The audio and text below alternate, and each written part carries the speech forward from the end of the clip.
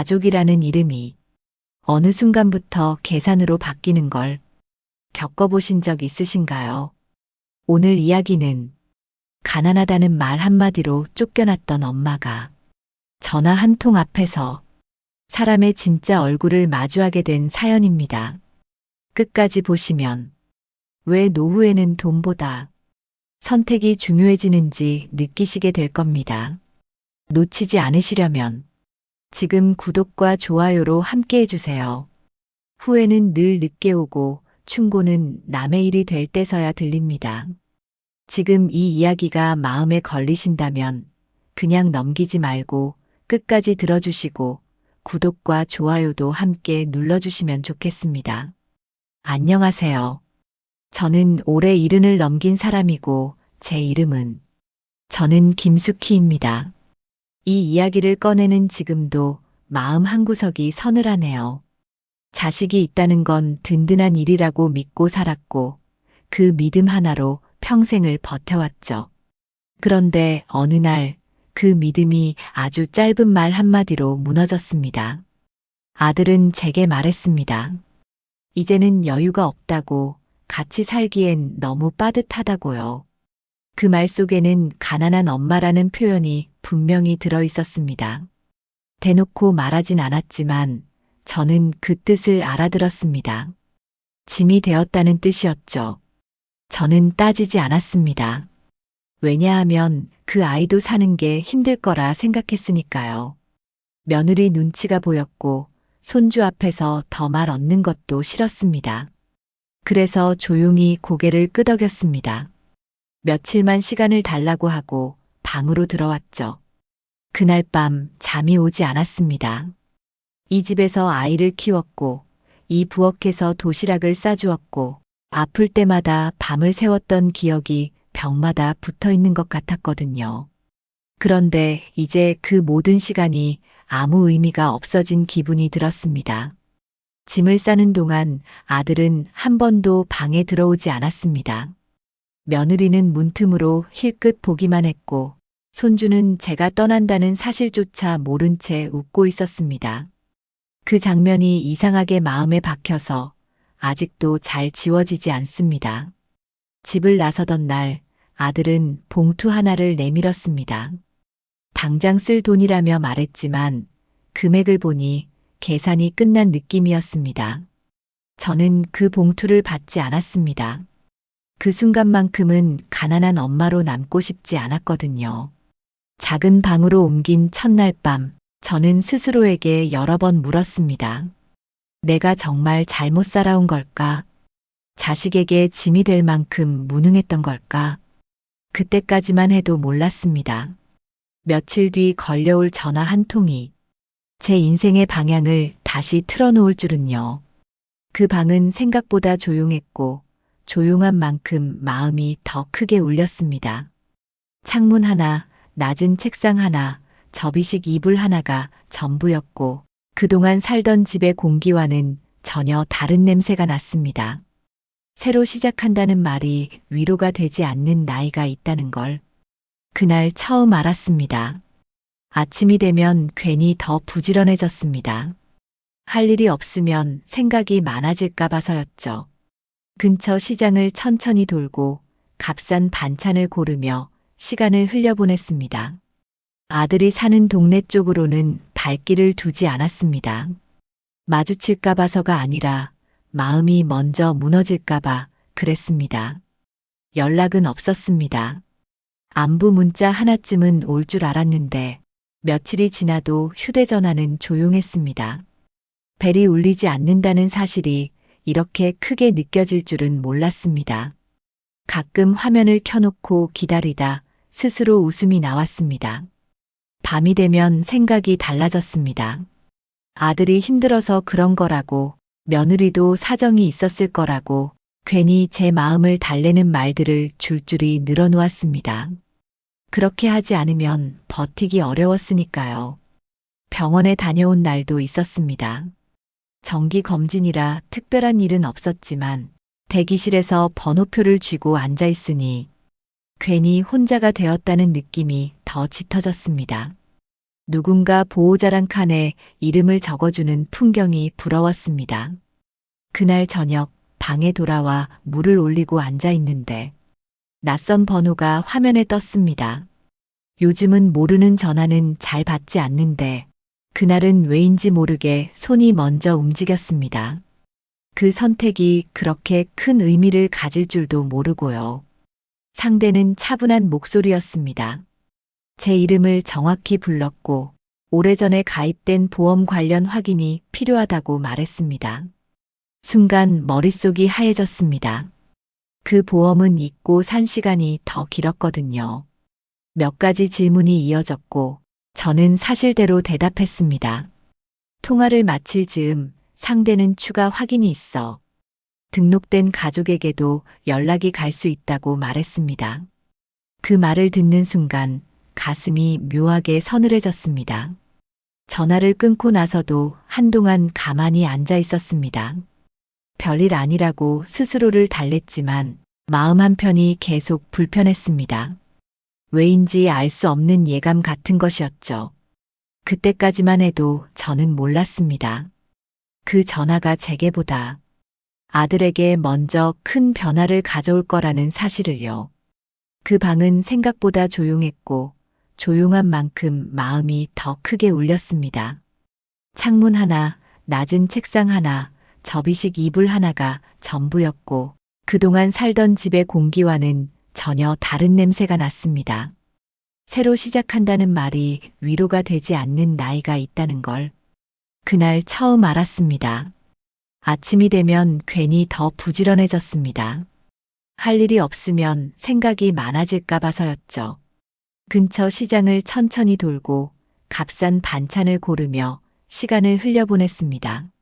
아들이 사는 동네 쪽으로는 발길을 두지 않았습니다. 마주칠까 봐서가 아니라 마음이 먼저 무너질까 봐 그랬습니다. 연락은 없었습니다. 안부 문자 하나쯤은 올 줄 알았는데 며칠이 지나도 휴대전화는 조용했습니다. 벨이 울리지 않는다는 사실이 이렇게 크게 느껴질 줄은 몰랐습니다. 가끔 화면을 켜놓고 기다리다 스스로 웃음이 나왔습니다. 밤이 되면 생각이 달라졌습니다. 아들이 힘들어서 그런 거라고, 며느리도 사정이 있었을 거라고, 괜히 제 마음을 달래는 말들을 줄줄이 늘어놓았습니다. 그렇게 하지 않으면 버티기 어려웠으니까요. 병원에 다녀온 날도 있었습니다. 정기 검진이라 특별한 일은 없었지만 대기실에서 번호표를 쥐고 앉아 있으니 괜히 혼자가 되었다는 느낌이 더 짙어졌습니다. 누군가 보호자랑 칸에 이름을 적어주는 풍경이 부러웠습니다. 그날 저녁 방에 돌아와 물을 올리고 앉아 있는데 낯선 번호가 화면에 떴습니다. 요즘은 모르는 전화는 잘 받지 않는데 그날은 왜인지 모르게 손이 먼저 움직였습니다. 그 선택이 그렇게 큰 의미를 가질 줄도 모르고요. 상대는 차분한 목소리였습니다. 제 이름을 정확히 불렀고 오래전에 가입된 보험 관련 확인이 필요하다고 말했습니다. 순간 머릿속이 하얘졌습니다. 그 보험은 잊고 산 시간이 더 길었거든요. 몇 가지 질문이 이어졌고 저는 사실대로 대답했습니다. 통화를 마칠 즈음 상대는 추가 확인이 있어 등록된 가족에게도 연락이 갈 수 있다고 말했습니다. 그 말을 듣는 순간 가슴이 묘하게 서늘해졌습니다. 전화를 끊고 나서도 한동안 가만히 앉아 있었습니다. 별일 아니라고 스스로를 달랬지만 마음 한편이 계속 불편했습니다. 왜인지 알 수 없는 예감 같은 것이었죠. 그때까지만 해도 저는 몰랐습니다. 그 전화가 제게보다 아들에게 먼저 큰 변화를 가져올 거라는 사실을요. 전화는 다음 날 아침에 울렸습니다. 어제와는 다르게 이번에는 저장된 번호였죠. 한동안 보지 않던 이름이 화면에 떠 있었고 저는 잠시 망설이다가 통화 버튼을 눌렀습니다. 받지 않으면 더 불편해질 것 같았거든요. 목소리는 이상할 만큼 부드러웠습니다. 어제는 바쁘다며 짧게 끊던 사람이 오늘은 제 안부부터 물었습니다. 잠은 잘 잤느냐, 방은 춥지 않느냐, 식사는 챙겨 먹고 있느냐는 말이 이어졌습니다. 저는 대답하면서도 마음이 어색했습니다. 그동안 이런 질문을 받아본 기억이 없었으니까요. 괜히 웃음이 나와서 괜찮다고만 말했습니다. 그랬더니 갑자기 병원 이야기를 꺼냈습니다. 어디 아픈 데는 없느냐고요. 그 말에 어제의 전화가 떠올랐습니다. 보험이라는 단어, 가족에게도 연락이 갈 수 있다는 말. 아무렇지 않은 척 대답했지만 가슴 안쪽에서 뭔가가 천천히 맞물리는 느낌이 들었습니다. 아들은 제 대답 하나하나에 유난히 귀를 기울였습니다. 통화는 평소보다 길어졌습니다. 다시 집에 들어와 사는 건 어떠냐는 말도 나왔고, 불편했던 건 미안했다는 말도 덧붙였습니다. 저는 그 말들이 반갑기보다 낯설게 느껴졌습니다. 이제 와서 왜라는 질문이 자꾸 떠올랐죠. 전화를 끊고 나서도 손에서 휴대전화를 놓지 못했습니다. 어제까지 없던 관심이 하루 만에 이렇게 달라질 수 있을까 싶었습니다. 마음 한편에서는 기대가 고개를 들었지만 다른 한편에서는 이유를 찾고 있었습니다. 그날 오후에도 다시 전화가 왔습니다. 이번에는 더 구체적인 질문들이었습니다. 최근 병원 기록은 어떠냐? 보험 관련 서류는 잘 챙겨두었느냐? 혹시 예전에 지정해둔 사람이 있느냐는 말까지 나왔습니다. 그제야 확신이 들었습니다. 이건 안부가 아니라 확인이라는 생각이요. 제가 아니라 제 이름에 붙은 무언가가 관심의 대상이 되었다는 느낌이었습니다. 그 사실이 마음을 서늘하게 만들었습니다. 저는 그날 밤 거의 잠을 이루지 못했습니다. 괜히 창밖을 오래 바라보며 사람 마음이 이렇게 빨리 변할 수 있다는 걸 이 나이에 다시 배우게 될 줄은 몰랐습니다. 아직은 모른 척하고 있습니다. 하지만 언젠가는 이 변화의 이유를 직접 마주하게 되겠지요. 아들의 전화는 그날 이후로 끊기지 않았습니다. 아침이면 먼저 안부를 물었고 저녁이면 식사는 했느냐고 다시 확인했습니다. 그 관심이 낯설어서 저는 늘 같은 대답만 했습니다. 괜찮다고요. 며느리에게서도 연락이 왔습니다. 예전엔 명절에도 짧게 통화하던 사람이 요즘은 날씨부터 이야기했습니다. 몸은 괜찮으시죠? 필요한 건 없으세요? 라는 말이 이어졌습니다. 그 말들이 위로가 되기보다는 어디에 쓰일 말들인지 먼저 생각하게 됐습니다. 다시 함께 살자는 이야기가 조심스럽게 나왔습니다. 방은 그대로 두었다고, 아이도 할머니를 보고 싶어 한다고 했습니다. 저는 잠시 말이 막혔습니다. 며칠 전까지만 해도 짐이었던 사람이었으니까요. 그날 밤 휴대전화를 내려놓고 오래 생각했습니다. 사람 마음은 상황에 따라 바뀐다지만 이 변화에는 속도가 있었습니다. 그 속도가 너무 빨라서 진심이 따라오지 못하는 느낌이 들었습니다. 병원에서 받은 검사 결과를 묻는 질문도 늘어났습니다. 괜찮다고 하면 한숨을 쉬듯 안도했고 조금이라도 불편하다고 말하면 자세히 설명해 달라고 재촉했습니다. 그 관심의 방향이 저를 향해 있지 않다는 생각이 점점 분명해졌습니다. 저는 이유를 묻지 않았습니다. 묻는 순간 모든 게 확실해질 것 같았거든요. 확실해지면 돌아갈 수 없을 것 같아서 모른 척하는 쪽을 택했습니다. 그 선택이 잠시 숨을 고르게 해주긴 했습니다. 하지만 마음은 이미 흔들리고 있었습니다. 혹시 정말 미안해진 건 아닐까, 늦게라도 가족이 돌아오는 건 아닐까 하는 아주 작은 기대가 남아있었기 때문입니다. 그 기대가 저를 더 조심스럽게 만들었습니다. 며칠 뒤 아들은 조심스레 말했습니다. 보험사에서 연락이 왔었다고요. 확인할 게 몇 가지 있다고 했다고요. 그 말을 듣는 순간 머릿속에서 퍼즐 하나가 제자리를 찾았습니다. 그제야 알았습니다. 이 친절에는 이유가 있었고 그 이유는 제가 아니라 제 이름 옆에 붙은 무언가였다는 걸요. 다시 함께 살자는 말은 조심스러웠지만 분명했습니다. 아들은 예전처럼 말끝을 흐리지 않았고 이번에는 구체적인 이야기를 꺼냈습니다. 방은 이미 비워두었다는 말, 생활은 우리가 챙기겠다는 말이 이어졌습니다. 저는 잠시 말을 잃었습니다. 나가달라는 말을 들은 지 얼마 되지 않았는데 돌아오라는 말이 이렇게 쉽게 나올 수 있다는 게 선뜻 이해되지 않았습니다. 그래도 표정은 부드러웠고 목소리는 낮았습니다. 며느리도 곁에서 거들었습니다. 아이에게 할머니가 필요하다는 말, 집안이 다시 정리되는 느낌이 든다는 말. 그 말들이 틀리진 않았지만 제 마음을 바로 움직이지는 못했습니다. 너무 많은 장면이 스쳐 지나갔거든요. 그날 통화는 길어졌습니다. 생활비 이야기가 나왔고 병원 다닐 일 있으면 바로 말하라는 말도 나왔습니다. 그리고 자연스럽게 보험 이야기가 섞였습니다. 아들은 아무렇지 않은 척했지만 질문은 점점 정확해졌습니다.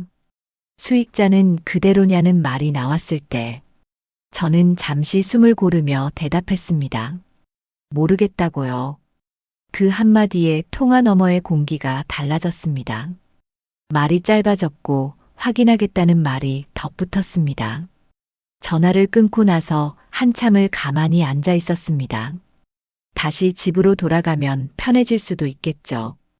혼자가 아니라는 안도감도 있을 겁니다. 하지만 그 안도감 뒤에 무엇이 따라올지 이제는 짐작할 수 있었습니다.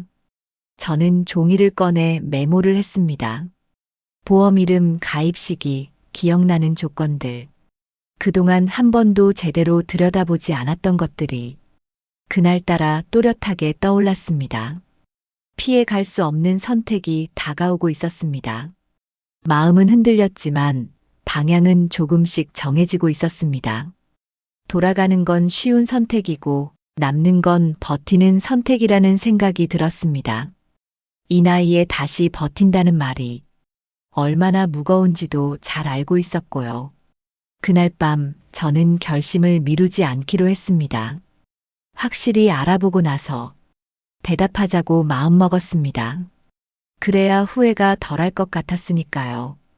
그날 아침 저는 평소보다 일찍 눈을 떴습니다. 미루면 마음이 더 약해질 것 같아서 몸이 먼저 움직이게 두었습니다. 책상 위에 종이를 펼치고 전날 적어둔 메모를 다시 보았습니다. 기억이 흐릿해지기 전에 정리해야 할 것들이 분명해졌습니다. 보험사 번호를 눌렀습니다. 상담원은 제 이름을 확인하고 차분하게 절차를 설명했습니다. 가입 시기와 조건, 그리고 지금까지 유지된 이유를 듣는 동안 저는 처음으로 그 보험을 제대로 바라보고 있다는 느낌이 들었습니다.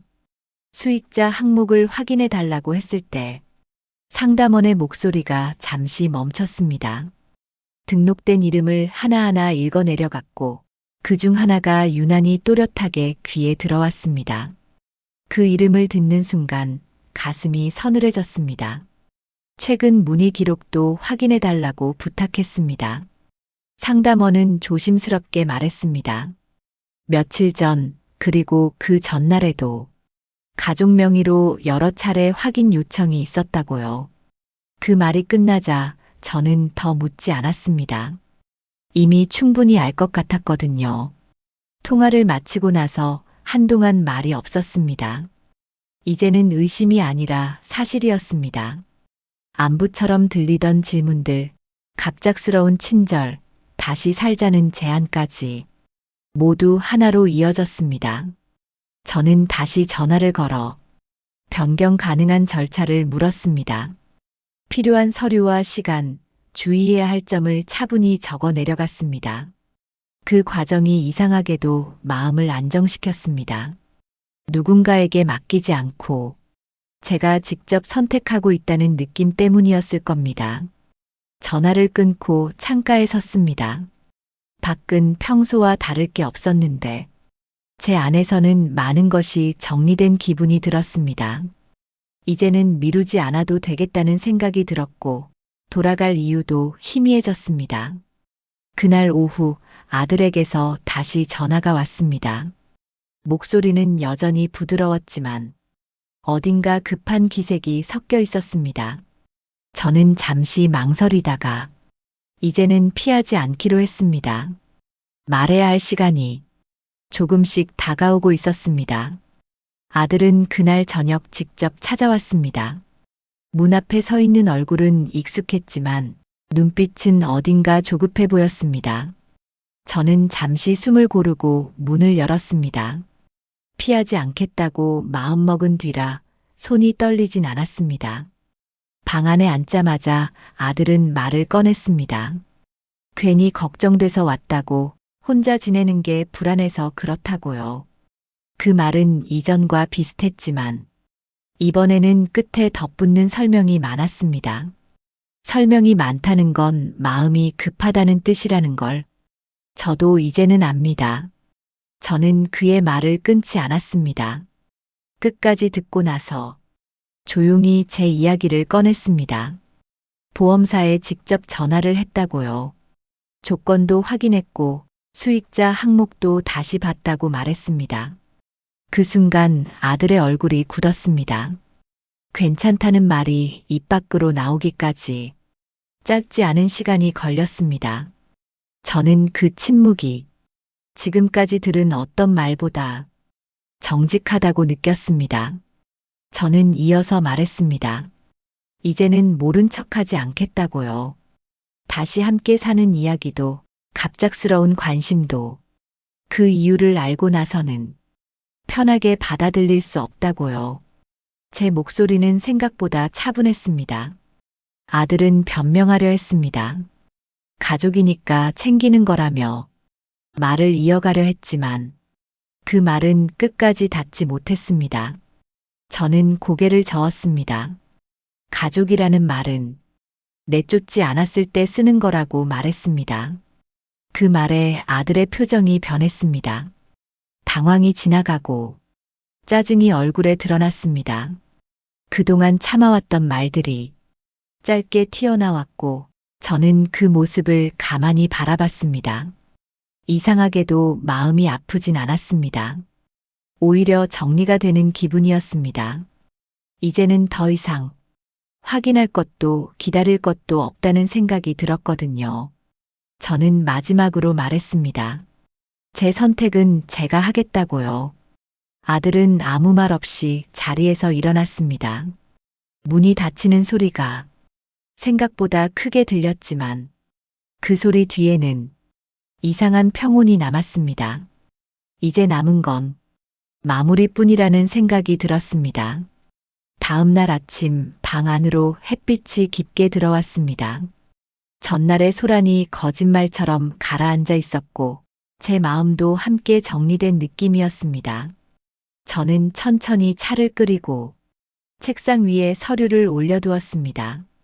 보험사에서 안내받은 절차대로 필요한 서류를 하나씩 확인했습니다.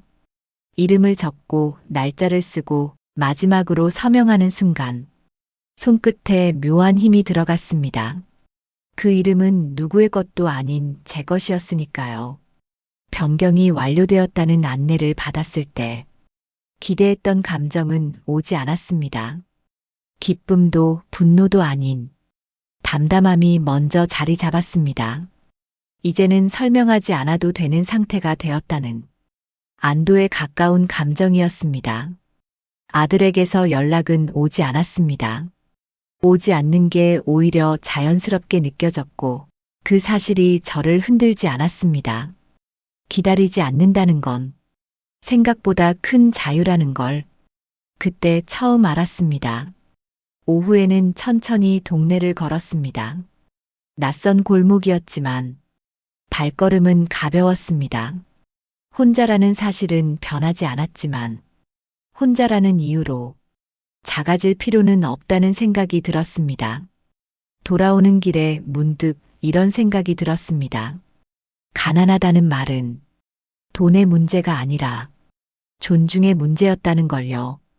그리고 그 존중을 지키는 일은 결국 스스로 해야 한다는 것도요.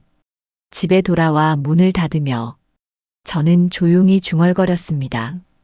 이제 내 인생의 결정은 내 이름으로 남긴다고요. 그 말은 다짐이 아니라 확인에 가까웠습니다. 이 이야기는 여기서 끝이지만 제 삶은 계속됩니다. 누군가의 계산이 아닌 제 선택으로 이어지는 시간으로요. 이야기를 다 들으신 지금 마음이 조금 무거우셨을지도 모르겠습니다. 하지만 오늘의 이야기가 전하고 싶은 건 복수가 아니라 선택입니다. 누군가의 필요가 아닌 내 이름으로 남기는 결정 말입니다. 비슷한 순간 앞에 계신 분들께 이 이야기가 작은 용기가 되길 바랍니다. 앞으로도 이런 노후의 선택과 현실을 함께 나누고 싶으시다면 구독과 좋아요로 계속 함께 해주세요.